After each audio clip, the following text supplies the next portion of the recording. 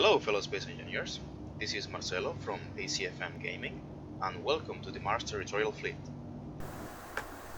In today's episode we're going to talk about mine layers, specifically the Zapador class mine layer.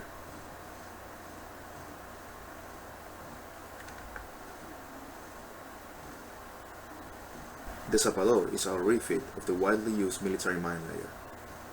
The Zapper is a military engineer who specializes in demolishing enemy strongholds. During the age of gunpowder, this meant digging a tunnel to reach the enemy foundations and then planting a bomb to blow them up.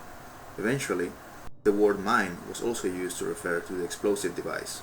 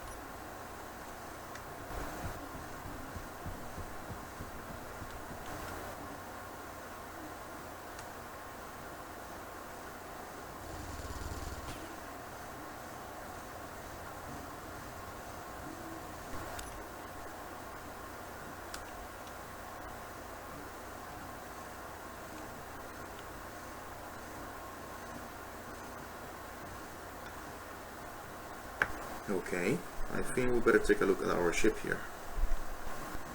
Let's do a comparison between the two models. The overall shape has been unaltered.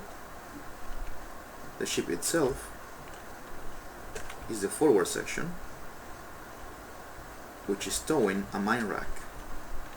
In the standard version, the mine rack is attached permanently to the ship. In our version, it's detachable via mesh blocks and a connector. We have kept the weapons placements, only switching the middle ones for OKI 50mm quad guns. The original mine rack is holding a quantity of mines that at this point are not deployable. They will need to be moved manually or rebuilt in sight. For our redesign, we have installed a manufacturing facility. This ensures safety and preventing unnecessary explosions. Even in today's navies, most mine layer ships are classified as Corvettes. They fall into the same weight class and capabilities. That being said, dedicated mine layers are almost in disuse. Most modern warships can actually lay mines. The reason behind it is that most modern mines are actually dormant torpedoes that stay on site and activate when an enemy ship passes by. Most of the ships dedicated to mine warfare are actually minesweepers, and even those no longer sweep mines. There are small drone carriers that let the drones do the work. These drones could be underwater drones, surface drones, and sometimes air drones. So in order to translate this to the universe of space engineers, we wanted to make a ship that would be modular, so we can adapt it to all those tasks. The requirements were that it was no longer to be just a mine layer. We will need to be also a minesweeper, a small tender, or even an ore hauler. For this reason, we decided to create a detachable trailer. The original design had cramped interiors.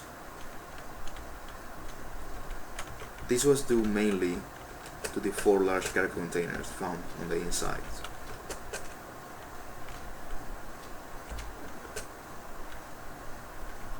This also led to very little space for nuclear reactors.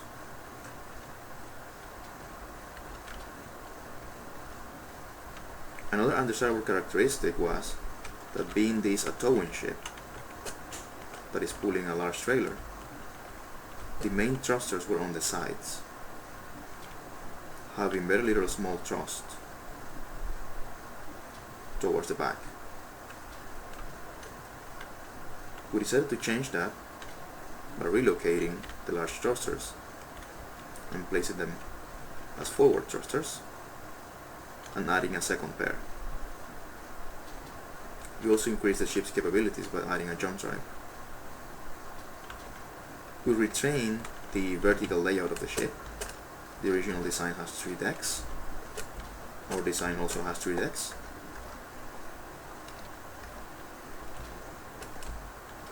And they're organized as follows: a bottom utility manufacturing deck with assemblers and oxygen tanks, as well as a projector.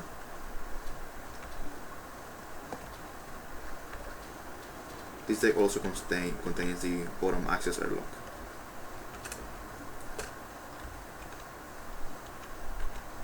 A mid deck that contains cargo containers, a cluster of reactors, and also the main bridge.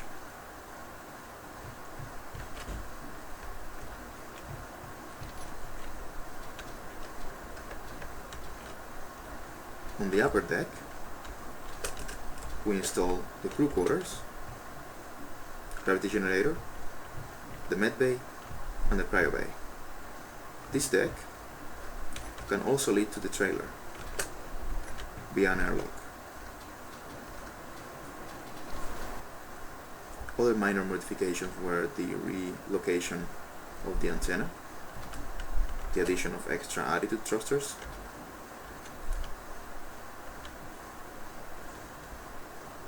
and also some sensors to help it function as a scouting ship